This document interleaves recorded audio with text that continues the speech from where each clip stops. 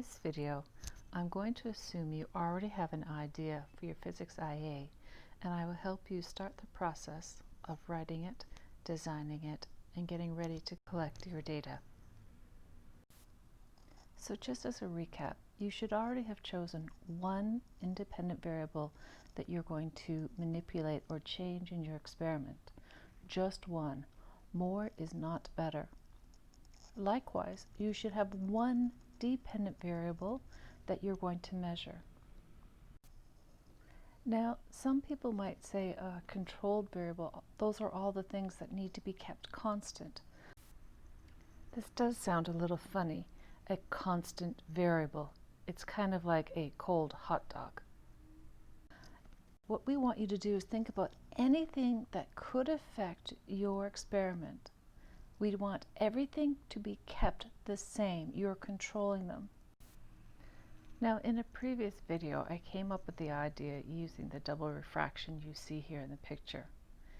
I'm told that this double refraction will happen when two different polarizations of light will end up having different index of refraction. So I was suggesting for an idea that my independent variable would be I'd change the wavelength of the light coming in, because I know that normally wavelengths do affect the index of refraction. That's how we get dispersion. And what I would measure is the distance between the two different refraction patterns. And I'd like to see whether or not the wavelength would actually cause a different amount of refraction. So what kind of things am I going to need to be controlled? Well, the thickness of that calcium calcite is going to have to be the same. I'm going to have to use the same images every single time, and I should have the same intensity of the wavelength and anything else you might be able to think of that would affect my results. Also, as a quick check, for your physics IA, you must have quantitative data. That means your measurements will have a number value. So when you analyze it, we're going to be able to make XY or scatter graphs.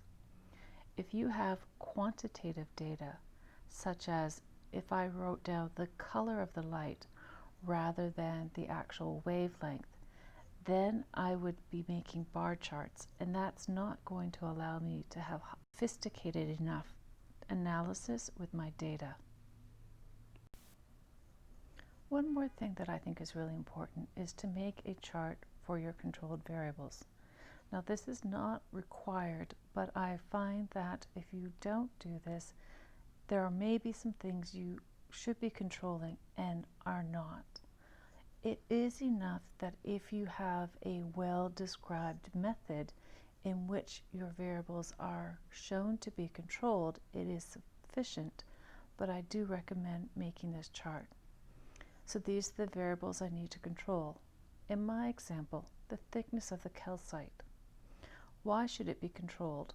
Well, the light will travel different distances and then would have an effect on the difference between where the two images lie. How will I control them?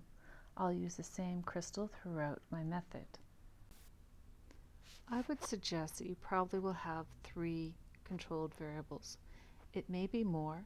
It depends on your method. What we don't want you to see, though, is you writing many, many variables here with the idea that more is better.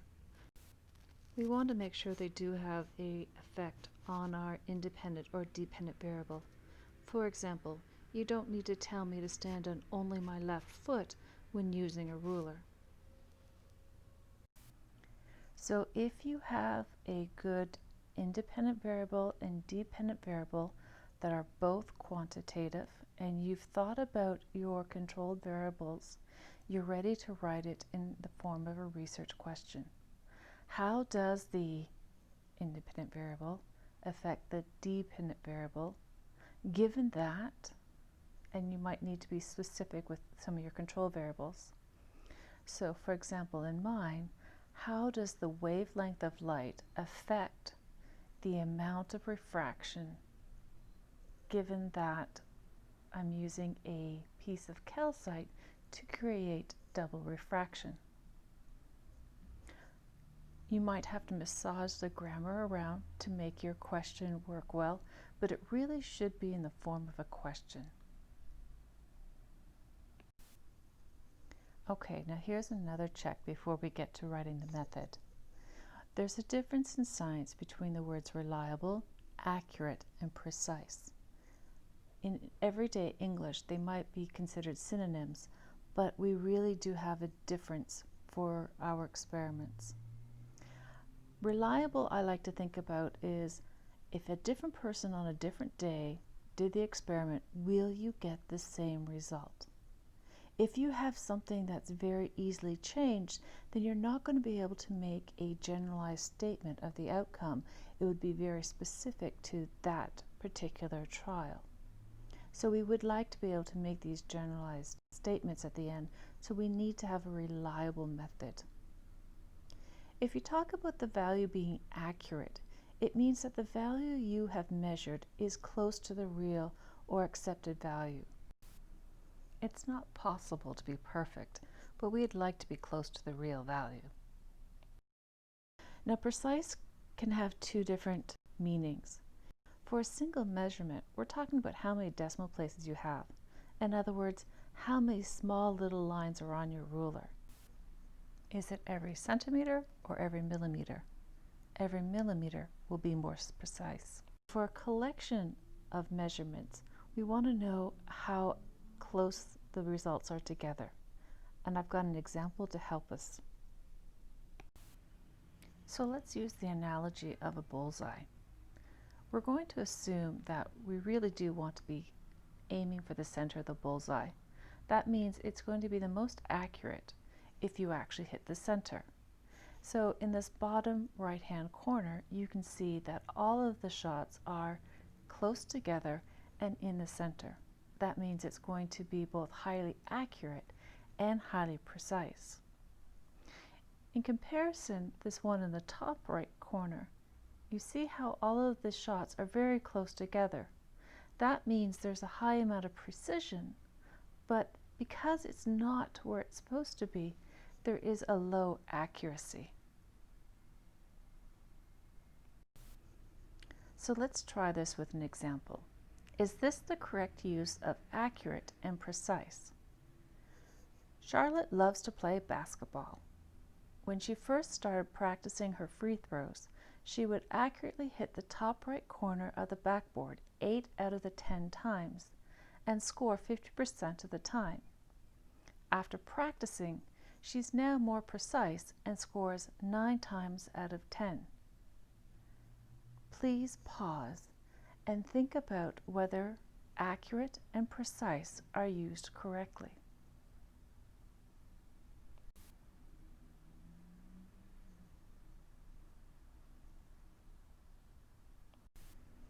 Okay, assuming that the scoring is our definition of accurate, and if she hits the same spot, we'll consider that precise.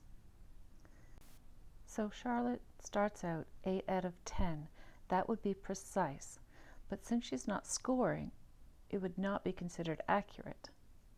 So after practicing, she's now accurate because that's increase in scoring, and she is still precise because she's still going to hit the same spot, albeit a new spot. Now, if there's any science that you've had to use so far that is not straightforward, we need to actually make sure the reader of our report will be able to understand where we're coming from, the science behind the experiment. I like to think of your IA as a story. So this part is like setting the scene. Your variables are the character in the story, and we want to know where it's set or any kind of things that are happening in the background that will guide our method. One thing our IAs do not have to be is a scripted and very dry, now do your research question, now put this, now put this. You want to have signposts and help the reader through, but it really should be more of a story and a flow rather than choppy cut and paste. I'm reading a recipe. Okay, so now let's finally think about the method. You've got your independent variable, you've got your dependent variable, you know what you're having to do to measure it, and all the things that need to stay the same. One thing you want to think about is your independent variable should be manipulated at least 5 times. So in my example, I'm going to need to use 5 different wavelengths in order to do my experiment. We also want to take the measurements of our dependent variable at least 3 times. That way, if there's any variation in our data, we can take that into account in our analysis. If there's going to be a lot of variation and our experiment is easily reproduced, we should do more than that. If you watch one of my other videos on analyzing data, you'll see that I actually did each one 5 times, giving me 25 pieces of data. Don't forget, if you told me something needed to be controlled in that chart, it should be obvious in your method that it is being controlled. For example, if I've said that temperature needs to be controlled, then I better have something in my method saying that I'm doing it in my lab at a certain temperature, or if I'm out in the side, I'm going to use, the same day, and I'm going to write down what temperature it was outside. Sometimes when we're going through, it's going to be very difficult to explain how to take your measurements. And I do recommend, as you're working through, that you take photos as you're working. It's a lot easier to remind yourself of what you're doing. Now, in your actual report, you might use the photo or you might create a diagram. It really depends on how easy it is to see the photo. Most times a diagram will be easier to follow. I also want you to think about this as more of a methodology rather than just a method. In other words, why did you choose this certain apparatus? Why did it get set up a specific way? This will really go to show your personal engagement and how you have designed this experiment. You can see I've put the last bullet point in quotes. The report shows evidence of awareness of the significant safety, ethical, or environmental issues that are relevant to the methodology of the investigation. If your experiment has something that could be considered dangerous, it must be discussed. For example, if I was using a laser, I would need to explain safety procedures that I would use for using a laser. If I was taking a toy car and rolling it down a hill, well, odds are there's nothing really unsafe about that. I don't have to worry about a little tin car running into me causing bodily harm. So just use your common sense about whether or not it should be included. Adding in a statement saying there's no safety issues with this experiment is sufficient. In this case, physics is much less strict than if you were doing biology or chemistry. Now, designing your IA and writing it up aren't the same thing. In the design, I talk about doing your variables, then the research question, telling me about your method, and then go back and write your materials. You don't actually have to include a list of materials in your report. We're looking for quality, not quantity. So if I was starting to write up my IA so far, this is the actual order of the report, because the person reading it is different from me designing it. I'd start off with my research question and then set my story. Write my background to explain the science that's going to be needed. In my example, I might state Snell's law, but I wouldn't prove it from the very beginning, though I might suggest why I think the refractive index would change with wavelength. Also, you don't necessarily want to give the plot away in your story in the first paragraph.